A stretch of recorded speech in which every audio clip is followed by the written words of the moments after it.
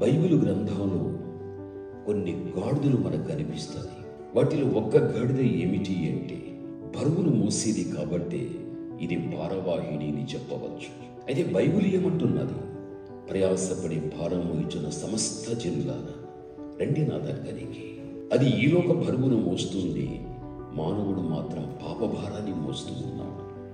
ఎప్పుడైతే గాడిదైన మనుష్యుడు పాపమనే త్రాడు చేత మరణమనే రాయిగా కట్టబడి ఉంటున్నాడు, ఆ కట్ల నుండి ఎప్పుడైతే విడిపింపబడగలుగుతాడో ఆ విడిపింపబడిన వాడు వెంటనే గాడిద ప్రభు దగ్గరికి వచ్చినట్లు ఆ కట్ల నుండి విప్పబడిన వాడు ప్రభు దగ్గరికి వచ్చేయాలి.